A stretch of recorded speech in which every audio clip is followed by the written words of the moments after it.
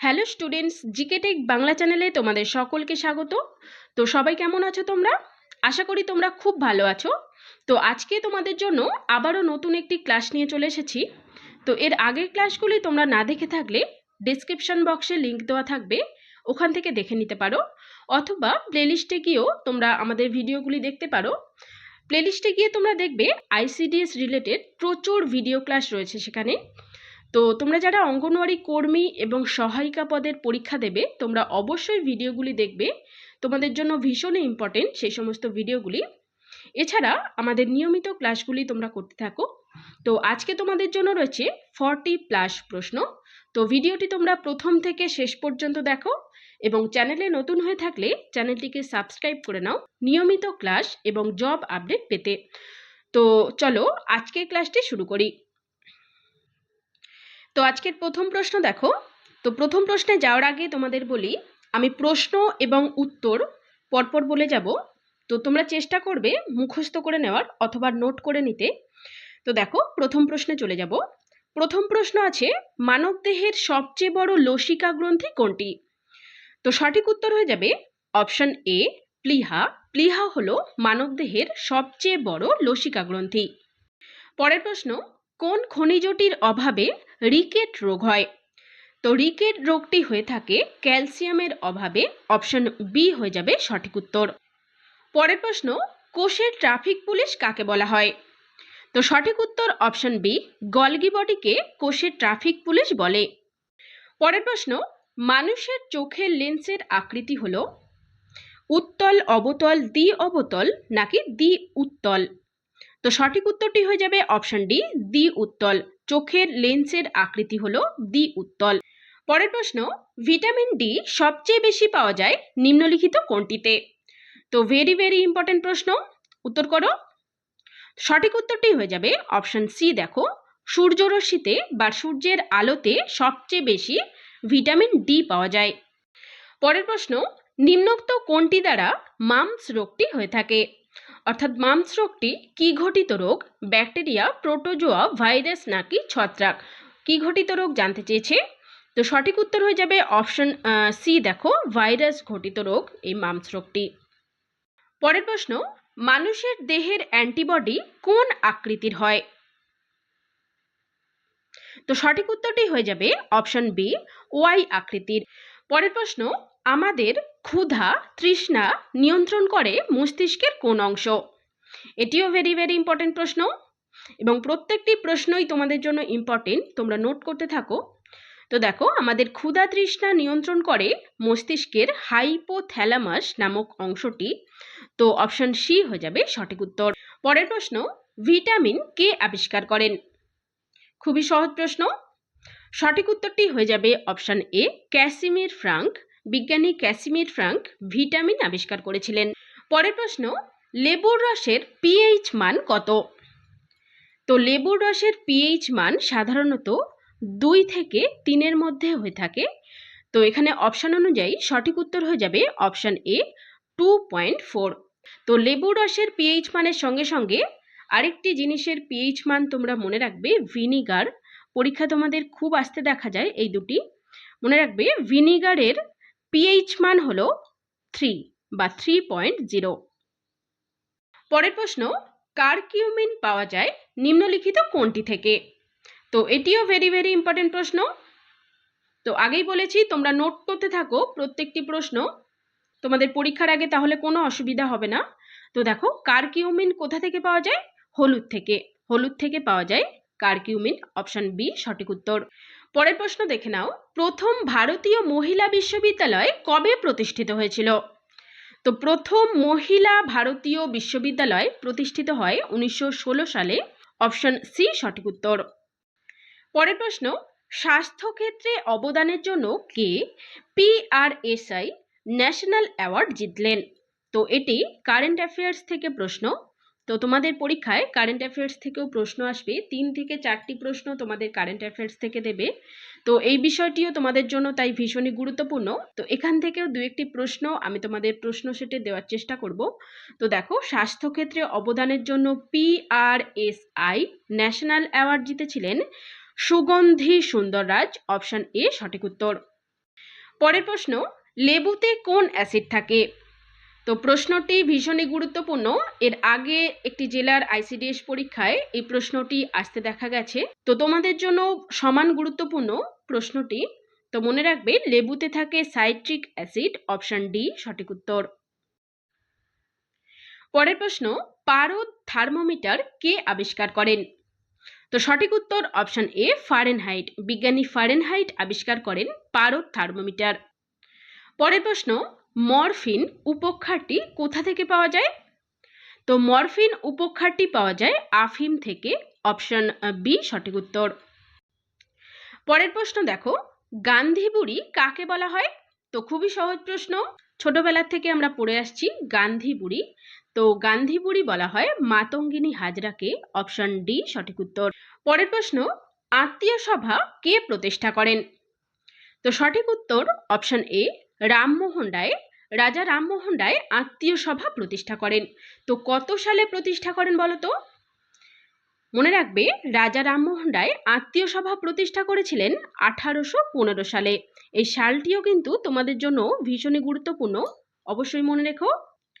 পরের প্রশ্ন, সাধারণ লবণের রাসায়নিক নাম কি?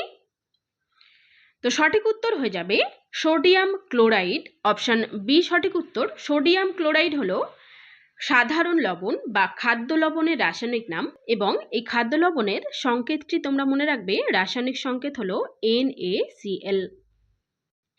পরের প্রশ্ন, মানবদেহের মোট পেশির সংখ্যা কয়টি?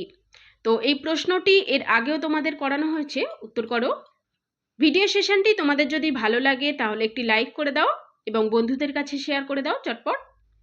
তো দেখো, সঠিক উত্তরটি হয়ে যাবে অপশন ডি, 639টি পেশি থাকে মানবদেহে।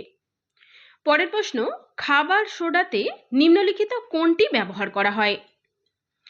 তো সঠিক উত্তর হয়ে যাবে অপশন বি, ক্যালসিয়াম কার্বনেট ব্যবহার করা হয় খাবার সোডাতে। পরের প্রশ্ন, কচু খেলে গলা চুলকায়, এর কারণ হলো? তো কোনটির উপস্থিতির কারণে কচু খেলে গলা চুলকায়? অনেক সময় দেখেছো কচু খেলে আমাদের গলা চুলকায়, তো কি কারণে এটি হয়? সঠিক উত্তর হয়ে যাবে অপশন সি, দেখো ক্যালসিয়াম অক্সালেট। কচুতে ক্যালসিয়াম অক্সালেটের উপস্থিতির কারণেই এটি খেলে আমাদের গলা চুলকায়। পরের প্রশ্ন, আরশোলা হৃৎপিণ্ডে প্রকোষ্ঠের সংখ্যা কয়টি? তো আমরা জানি মানব হৃৎপিণ্ডে প্রকোষ্ঠের সংখ্যা হলো 4টি, কিন্তু মনে রাখবে আরশোলার হৃৎপিণ্ডে প্রকোষ্ঠ থাকে 13টি, অপশন সি সঠিক উত্তর। পরের প্রশ্ন, কালপেঁচা কোন সাহিত্যিকের ছদ্মনাম? তো এই ছদ্মনাম রিলেটেড প্রশ্নগুলি এর আগের পরীক্ষাগুলিতে এসেছিল, তো তোমাদেরও আসবে। তো অবশ্যই খুব ভালো করে তোমরা প্র্যাকটিস করবে এই সমস্ত প্রশ্নগুলি। দেখো, কালপেঁচা হলো সাহিত্যিক বিনয় ঘোষের ছদ্মনাম, অপশন এ সঠিক উত্তর। পরের প্রশ্ন, ছত্রাক সম্পর্কিত বিদ্যাকে কি বলে? তো সঠিক উত্তর অপশন বি, মাইকোলজি বলা হয় ছত্রাক সম্পর্কিত বিদ্যাকে। পরের প্রশ্ন, নিম্নলিখিত কোনটির ভেদন ক্ষমতা সর্বাধিক? অর্থাৎ কোন রশ্মিটির ভেদন ক্ষমতা সর্বাধিক জানতে চেয়েছে। তো সঠিক উত্তর হয়ে যাবে অপশন সি, দেখো গামা রশ্মির ভেদন ক্ষমতা সর্বাধিক। পরের প্রশ্ন, বায়ুমণ্ডলের কোন স্তর অতিবেগুনি রশ্মি শোষণ করে? সঠিক উত্তর অপশন সি, ওজোনোস্ফিয়ার। পরের প্রশ্ন, উত্তর 24 পরগনা জেলার সদর শহর নিম্নলিখিত কোনটি? তো দেখো, সঠিক উত্তর হয়ে যাবে অপশন বি, বারাসাত। তো তোমরা কারা কারা উত্তর 24 পরগনা থেকে আছো কমেন্ট করে জানাও। পরের প্রশ্ন, পৃথিবীর সবচেয়ে হালকা মৌল নিম্নলিখিত কোনটি? তো সঠিক উত্তর অপশন এ, হাইড্রোজেন। হাইড্রোজেন হলো পৃথিবীর সবচেয়ে হালকা মৌল। পরের প্রশ্ন, পশ্চিমবঙ্গের হিমালয় পর্বতের পাদদেশ কি নামে পরিচিত? তো দেখো, পশ্চিমবঙ্গের হিমালয় পর্বতের যে পাদদেশ তা তরাই এবং ডুয়ার্স নামে পরিচিত। তো এখানে সঠিক উত্তর হয়ে যাবে অপশন সি, অর্থাৎ উপরোক্ত উভয়ই। পরের প্রশ্ন, নীলগিরি পর্বতের সর্বোচ্চ শৃঙ্গ হল? সঠিক উত্তর অপশন বি, দোদাবেতা। পরের প্রশ্ন দেখে নাও, কার সমাধিস্থল শক্তিস্থল নামে পরিচিত? তো সঠিক উত্তর হয়ে যাবে অপশন ডি, ইন্দিরা গান্ধী। ভারতের প্রথম মহিলা প্রধানমন্ত্রী ইন্দিরা গান্ধী, এনার সমাধিস্থল শক্তিস্থল নামে পরিচিত। পরের প্রশ্ন, ভারতের কোন শহরকে ইস্পাত নগরী বলা হয়? তো মনে রাখবে দুর্গাপুরকে ইস্পাত নগরী বলা হয়, অপশন এ সঠিক উত্তর। তো এখন বলো এই দুর্গাপুর কোন জেলায় অবস্থিত? মনে রাখবে দুর্গাপুর শহরটি পশ্চিম বর্ধমান জেলায় অবস্থিত। পশ্চিম বর্ধমান জেলায় অবস্থিত দুর্গাপুর। পরের প্রশ্ন, বিশ্ব কম্পিউটার সাক্ষরতা দিবস কবে পালন করা হয়? তো সঠিক উত্তরটি হয়ে যাবে অপশন এ 2 ডিসেম্বর। প্রতি বছর 2 ডিসেম্বর এই দিনটিতে কম্পিউটার সাক্ষরতা দিবস পালিত হয়। পরের প্রশ্ন, কলকাতা এবং আগ্রার মধ্যে টেলিগ্রাফ লাইন কবে চালু হয়? তো সালটি ছিল 1853। 1853 সালে কলকাতা এবং আগ্রার মধ্যে টেলিগ্রাফ লাইন চালু হয়েছিল প্রথম। তো অপশন এখানে সি হয়ে যাবে সঠিক উত্তর। পরের প্রশ্ন, রাষ্ট্রপতি কার কাছে পদত্যাগপত্র দেন? সঠিক উত্তর অপশন বি, উপরাষ্ট্রপতির কাছে। পরের প্রশ্ন, বিপ্লবী অরবিন্দ ঘোষ কোন মামলার সঙ্গে জড়িত ছিলেন? সঠিক উত্তর অপশন সি, দেখো আলিপুর বোমা মামলার সঙ্গে জড়িত ছিলেন অরবিন্দ ঘোষ। পরের প্রশ্ন, দ্বৈত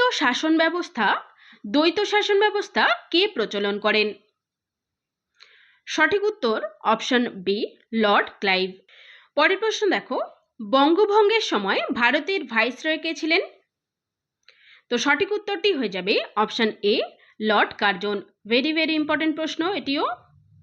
পরের প্রশ্ন, নিম্নলিখিত কোনটি একটি সংকর ধাতু? লোহা, তামা, ব্রোঞ্জ নাকি গ্রাফাইট? কোনটি সংকর ধাতু? সঠিক উত্তর অপশন সি, দেখো ব্রোঞ্জ। ব্রোঞ্জ হলো একটি সংকর ধাতু। পরের প্রশ্ন, নিম্নলিখিত কোন খেলোয়াড় ধিং এক্সপ্রেস নামে পরিচিত? তো ধিং এক্সপ্রেস নামে পরিচিত মনে রাখবে হিমা দাস। অপশন এ সঠিক উত্তর। পরের প্রশ্ন এবং আজকের শেষ প্রশ্ন দেখে নাও, ভারতের সর্বোচ্চ সেনা সম্মান কোনটি? তো ভারতের সর্বোচ্চ সেনা সম্মান হলো পরমবীর চক্র। অপশন সি সঠিক উত্তর। এছাড়াও মনে রেখো ভারতের সর্বোচ্চ শান্তিকালীন সামরিক সম্মান হলো অশোক চক্র। অশোক চক্র হলো ভারতের সর্বোচ্চ শান্তিকালীন সামরিক সম্মান। তো আজকের ক্লাস এই পর্যন্তই। ভিডিওটি তোমাদের কেমন লেগেছে? ভিডিওটি তোমাদের যদি ভালো লাগে তাহলে একটি লাইক করে দাও এবং বন্ধুদের মাঝে শেয়ার করে দাও। আগামী দিনে আরও একটি নতুন ক্লাস নিয়ে চলে আসছি। তো চলো দেখা হচ্ছে নেক্সট ভিডিওতে।